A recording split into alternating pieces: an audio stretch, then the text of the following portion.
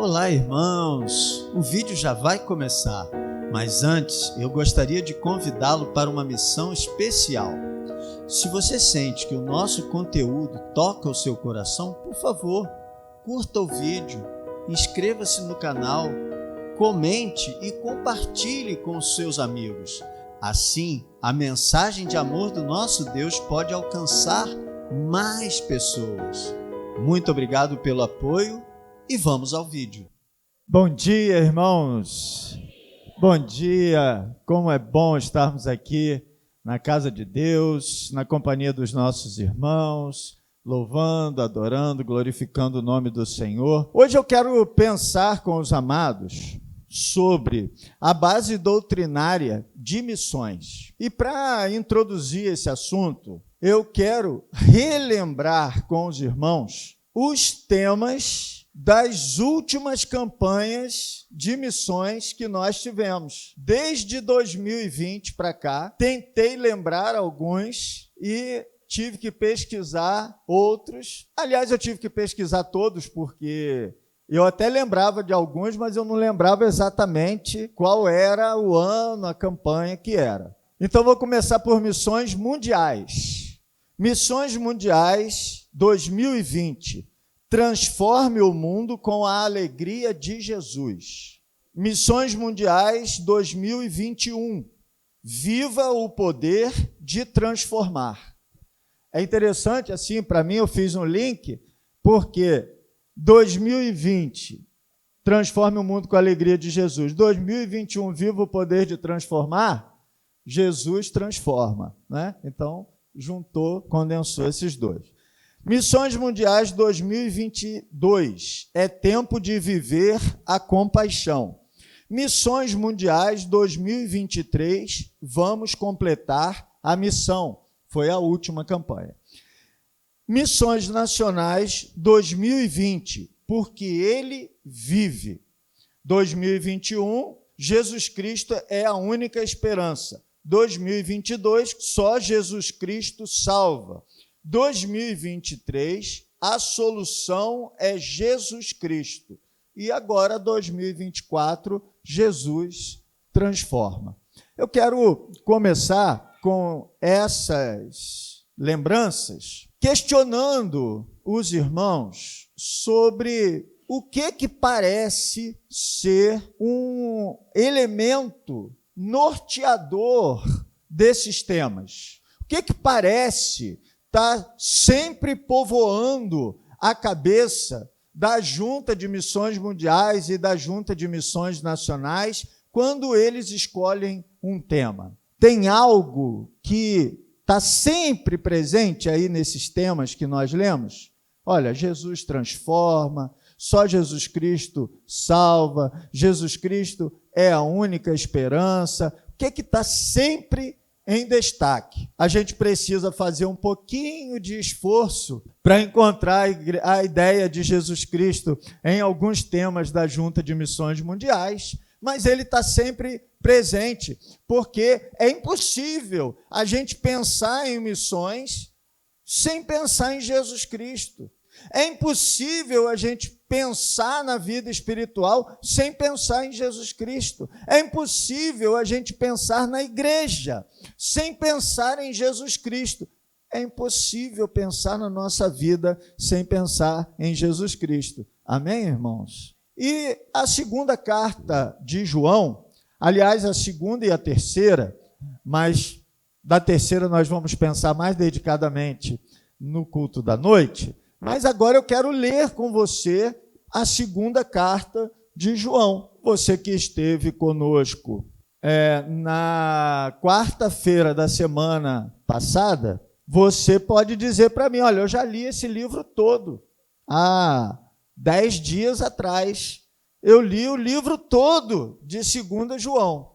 Mas se você não esteve conosco naquela quarta-feira, você vai ter a oportunidade no dia de hoje, de ler o livro inteiro de 2 João. Sabe por quê? Porque 2 João tem 13 versículos. E nós vamos ler 2 João. Segunda carta do apóstolo João diz assim: o ancião à senhora eleita e a seus filhos, aos quais amo na verdade. E não somente eu, mas também todos os que têm conhecido a verdade. Por amor da verdade que está em nós e para sempre estará conosco. Graça, misericórdia, paz da parte de Deus Pai e do Senhor Jesus Cristo, o Filho do Pai, sejam convosco na verdade e caridade. Muito me alegro por achar que alguns de teus filhos andam na verdade, assim como temos recebido o mandamento do Pai. E agora, Senhora, rogo-te, não como escrevendo-te um novo mandamento, mas aquele mesmo que desde o princípio tivemos, que nos amemos uns aos outros. E a caridade é esta, que andemos segundo os seus mandamentos. Este é o mandamento, como já desde o princípio ouvistes, que andeis nele. Porque já muitos enganadores entraram no mundo, os quais não confessam que Jesus Cristo veio em carne. Este tal é o enganador e o anticristo. Olhai por vós mesmos, para que não percamos o que temos ganho. Antes, recebamos o inteiro galardão. Todo aquele que prevarica e não persevera na doutrina de Cristo, não tem a Deus. Quem persevera na doutrina de Cristo, esse tem tanto o Pai como o Filho. Se alguém vem ter convosco e não traz esta doutrina, não o recebais em casa, tampouco o saudeis, porque quem o saúda tem parte nas suas más obras. Tendo muito que escrever-vos, não quis fazê-lo com papel e tinta, mas espero ir ter convosco e falar de boca a boca, para que o nosso gozo seja cumprido. Saúdam-te os filhos de tua irmã, a eleita. Amém. Que Deus nos abençoe através da sua palavra lida aos nossos corações. Amém, irmãos? Amém. Que bom, nós estamos aqui lendo a palavra de Deus e buscando na palavra de Deus razão para fazermos missões, razão para vivermos missões, razão para nos engajarmos em missões. Missões é um tema muito caro, muito importante, muito precioso para nós. E eu quero olhar para esse texto que nós temos à nossa frente e encontrar nesse texto os fundamentos para a obra missionária. Porque todos nós, sem exceção, somos fruto da obra missionária. O Evangelho chegou até nós através de missões, porque missões leva a obra adiante. Como era realizada a obra missionária nos primeiros tempos? Como era realizada a obra missionária nos tempos de João? Lá por volta do ano 90, quando João escreveu essas cartas. Como era que missões era realizado? Primeiro a gente precisa entender, deu muito certo.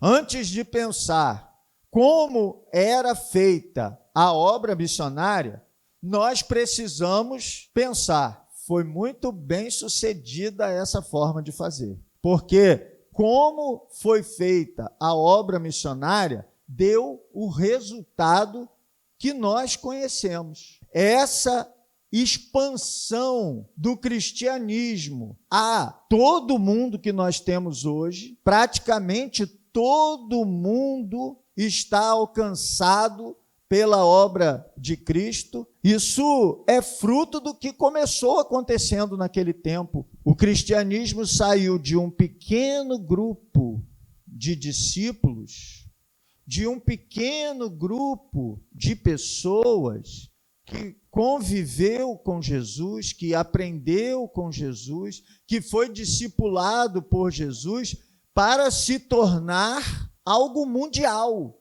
para chegar ao ponto de colocar em crise todo o Império Romano, que era o maior poder conhecido naquela época.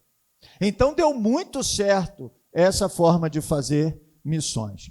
Como era? Missionários saíam e iam para os campos, iam para os lugares aonde o evangelho ainda não tinha sido pregado, aonde as pessoas ainda não tinham recebido o evangelho. Então havia igrejas, havia cristãos espalhados por alguma parte do império. E então um missionário ia até esse lugar que ficava no fronte, que ficava no limite, e ali ele era recebido, ali ele recebia cuidados por causa da viagem que ele empreendeu até ali, ali ele recebia recursos, apoio, para que dali ele fosse para a nova fronteira, para onde ainda o evangelho não havia chegado. Nós podemos encontrar essa ideia, por exemplo, na carta de Paulo aos Romanos. Havia, naquele tempo, uma igreja, havia, naquele tempo, na sede do Império Romano, na cidade de Roma, havia uma igreja, havia irmãos ali congregando, havia irmãos ali vivendo a vida com Cristo. E então o apóstolo Paulo escreve aos cristãos de Roma e ele diz assim: olha, eu desejo muito ir pregar na Espanha, eu desejo muito ir para o lado mais ocidental do Império Romano. Então, como Roma era a última fronteira onde estava o evangelho, e ele desejava ir mais para frente, ele diz: eu preciso do apoio de Roma, eu preciso que os cristãos de Roma apoiem para que eu possa ir mais adiante. Só que isso trouxe uma dificuldade, essa forma de agir trouxe uma dificuldade. E a dificuldade é que alguns aproveitadores, eles usavam essa forma para tirarem proveito pessoal. Então, eles iam para aquelas cidades e lá eles ficavam comendo, bebendo, às custas dos cristãos daquele lugar. Eles se prevaleciam dessa forma de agir, dessa receptividade, dessa forma de recepcionar os missionários, e eles iam para lá ficar comendo e bebendo de graça, sem fazer nada, sem trabalhar. E quando eles recebiam o apoio para ir à frente, eles pegavam esse apoio e iam para trás. E não bastasse isso, não bastasse se apropriarem dos benefícios que eram reservados aos missionários, eles ainda pregavam inverdades. Então, o primeiro fundamento de missões, e o apóstolo João escreve a primeira em boa parte, a segunda e a terceira carta ele escreve exatamente para tratar desse tema, da forma como os missionários deveriam ser tratados, da forma como a igreja deveria tratar quem chega se apresentando como missionário. Então, aqui ele vai começar, a primeira parte dessa carta, os primeiros 4 versículos, ele vai mencionar várias vezes a palavra verdade.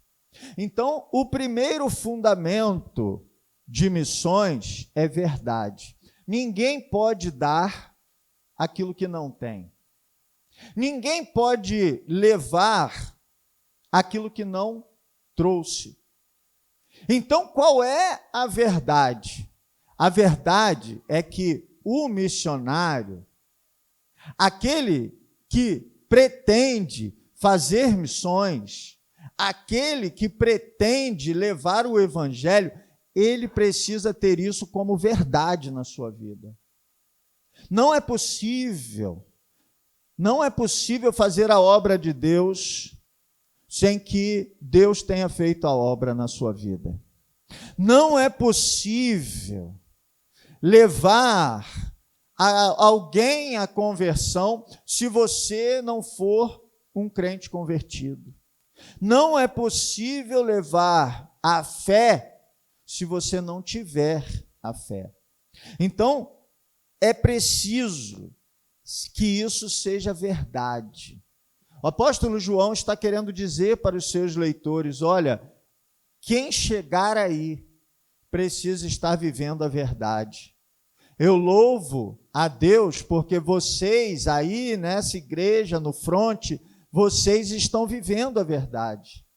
Quando ele diz isso, olha, amados, eu fico muito feliz porque vocês têm o amor da verdade e essa verdade sempre estará com vocês.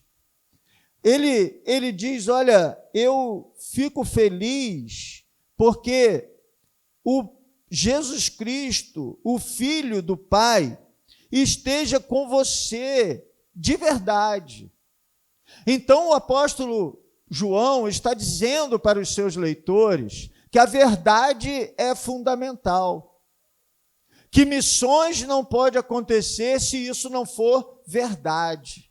Missões não pode acontecer se a gente não tiver isso como algo em nós. Levar aquilo que eu tenho, levar aquilo que chegou até mim. O segundo fundamento que nós encontramos é o amor. Veja comigo verso 5 e verso 6. E agora, senhora, quando ele diz senhora, nós vamos entender aqui que ele está escrevendo a uma igreja, tá? Então ele está dizendo para os irmãos lá daquela igreja. Rogo-te, não como escrevendo-te um novo mandamento, mas aquele mesmo que desde o princípio tivemos, que nos amemos uns aos outros. Ele continua dizendo no verso 6, e a caridade, o amor, é esta, que andemos segundo os seus mandamentos. Este é o mandamento, como já desde o princípio ouvistes, que andeis nele. Não tem novidade, é amar. Porque é o amor que nos incentiva a fazer missões. É o amor que faz uma pessoa deixar o seu lar, deixar o lugar onde sempre viveu, deixar certa comodidade que tinha e ir para um outro lugar, entregar a sua vida para fazer missões. Mas é também o amor que nos leva a orar por missões. É também o amor que nos leva a contribuir por missões. É também o amor que nos leva a mobilizar pessoas a viverem missões. O amor precisa estar presente em todo o processo. Assim como é preciso ser verdade, é preciso que haja amor. Mobilizar para a obra missionária, mobilizar é mobilizar para amar. Porque, irmãos, é oferta. Eu gosto sempre de pensar no que é oferta. Porque tem muita gente que pensa oferta de maneira errada. Que pensa que eu dou uma oferta, e tem gente que incentiva isso. Eu dou uma oferta porque eu quero receber algo. Então, como eu quero ter um emprego melhor, eu dou uma oferta para que Deus possa me dar essa bênção. Como eu quero que a minha família esteja melhor, eu dou uma oferta para que isso aconteça. Como eu quero que a minha saúde fique melhor, eu dou uma oferta para que isso aconteça. Não, irmãos, isso não é oferta. Isso é tentar comprar Deus, e Deus não está à venda. Isso é tentar comprar as bênçãos de Deus. As bênçãos de Deus não estão à venda. Mas, pastor, então o que é oferta? Oferta é amor. Eu amo uma causa e por isso eu oferto para que ela aconteça. Percebe a diferença? Eu amo a obra missionária e por isso eu oferto para que ela aconteça. Eu não espero nada para mim, é tudo para o outro. É o amor à obra que me faz ofertar.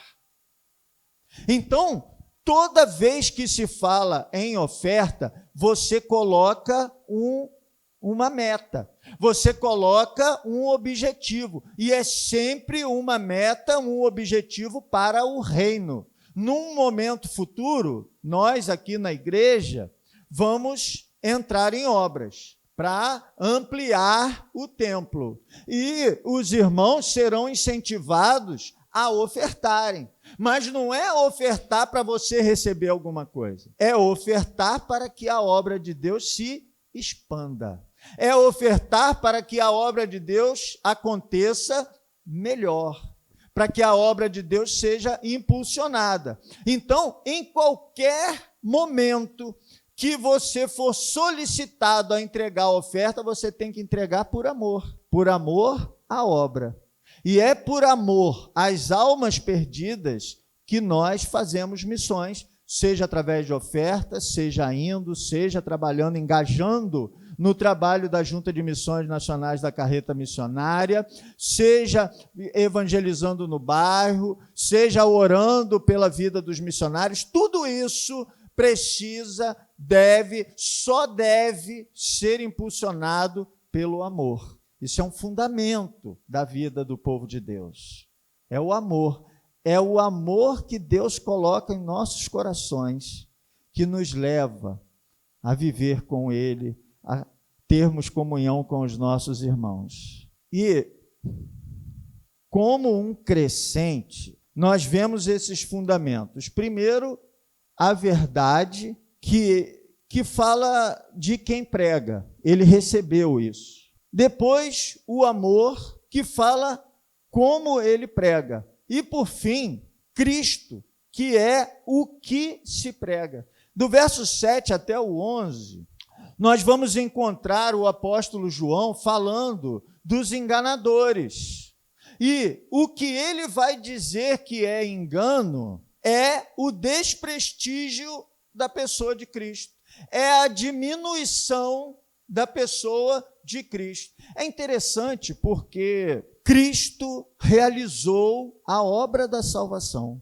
Nós temos o Pai, o Filho, o Espírito Santo, mas o Filho realizou a obra por nós, e é dele, por ele e para ele que são todas as coisas. Só ele salva. Toda a obra da salvação repousa sobre Jesus Cristo, sobre a pessoa do Filho. Ele é o único e suficiente Salvador.